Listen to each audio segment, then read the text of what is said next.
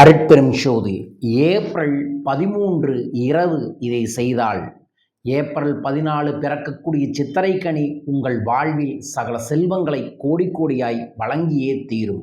ஆம், ஒவ்வொரு தமிழ் மாதத்தின் கடைசி நாளில் நீங்கள் உங்கள் மீதும் உங்கள் வீட்டின் மீதும் உங்களின் தொழிலின் மீதும் படக்கூடிய திஷ்டி தோஷத்தை போக்க வேண்டும். அவ்வாறு போக்கவில்லை என்றால் பெரும் பிரச்சனைகள் உங்கள் வாழ்வில் வரும். அதனால் தான் நம்ம பெரியவங்க சொன்னாங்க, கல்லுலையும் கூட அடிபட்டு கண்ணில் அடிபற்றாத அந்த கண்ணடி என்கின்ற கண்ணுரு திஷ்டி எதிர்மறை ஈவில்லைய போக்குவதற்கு ஒவ்வொரு தமிழ் மாதத்தின் கடைசி நாள் பங்குனி மாதத்தின் கடைசி நாள் ஏப்ரல் 13 அன்று மாலை நான் சொல்லும் ஒரு பரிகாரத்தை செய்து வாருங்கள். 100% நல்லது நடக்கும். கமெண்ட் பாக்ஸில் நல்லதுன்னு மென்ஷன் பண்ணி லைக் பண்ணி ஷேர் பண்ணி சப்ஸ்கிரைப் பண்ணிவிட்டு இந்த பதிவை முழுமையாய் பாருங்கள்.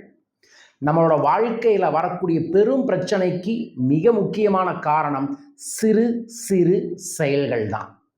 அதில் மிக முக்கியமான ஒரு செயலாக சொல்லக்கூடியது மற்றவர்களின் எதிர்மறையான பார்வையும் அப்பாடான் நம்மளை பார்த்து பொறாமையாக விடக்கூடிய பெருமூச்சும் நமக்கு காரிய தடையை, விபத்தை, விரயத்தை, விரய செலவை கொண்டு வரும்.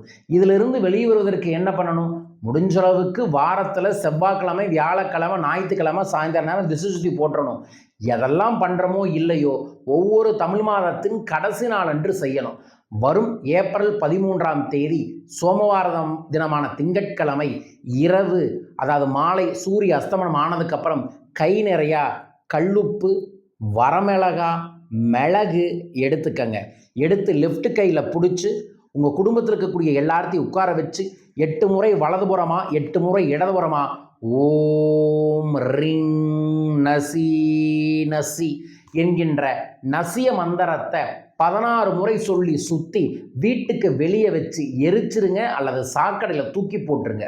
அதற்கப்புறம் உங்கள் வீட்டில் இருக்கக்கூடிய எல்லாத்தையுமே ஒரு கையளவு கல்லுப்பு எடுத்துகிட்டு போய் குளிக்கிற தண்ணியில் போட்டுட்டு அந்த கல்லுப்பு தண்ணியால் குளிச்சுட்டு நேராக பூஜை அறைக்கு வந்து நெற்றி முழுவதும் திருநீர் வைத்து மனமாற திருச்செந்தூர் முருகனை நினைத்து ஓம் ஷவும் சரவண பவ என்கின்ற மந்திரத்தை ஒரு 27 முறை சொல்லி இந்த மாதத்தில் என் மீது, என் வீட்டின் மீது, என் தொழிலின் மீது பட்ட எல்லா விதமான திஷ்டி தோஷ பார்வைகளும் கழிந்து போகட்டும் என்று வேண்டிட்டு ஒரு கற்பூரத்தை எடுத்து உங்கள் வீடு முழுவதும் கற்பூரத்தை கொளுத்து சுற்றி கொண்டு போய் வீட்டுக்கு வெளியே போட்டுட்டு இரவு உறங்குங்கள்.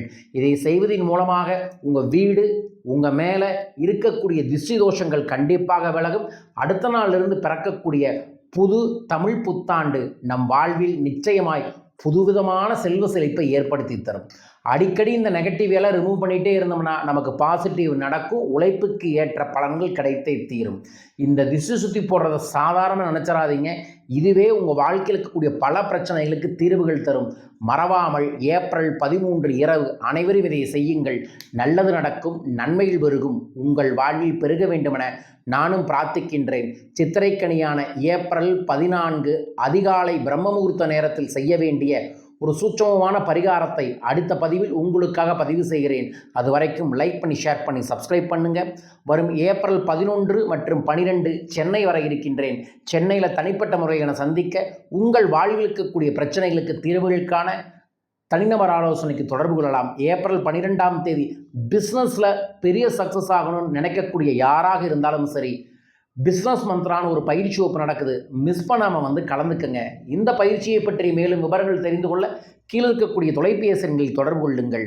ஏப்ரல் 14 சித்திரைக்கனியை முன்னிட்டு தமிழ் புத்தாண்டு சகல செல்வங்களும் பெருக சிறப்பு உலக சித்தர்களுக்கான பூஜையும் அதோடு இணைந்து குபேர பூஜையும் செய்து அனைவருக்கும், குடும்பத்தில் இருக்கக்கூடிய அனைவருக்கும் அதிர்ஷ்டத்தை தரக்கூடிய ஒரு அதிர்ஷ்ட எந்திரக்காடும் புணுகும் பூஜையில் வச்சு பிரசாதமாக தர இருக்கின்றோம்.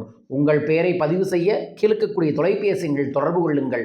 மீண்டும் ஒரு அற்புத பதிவில் உங்களை சந்திக்கின்றேன். வாழ்க வையகம், வாழ்க பணமுடன். நன்றிகள் கோடி.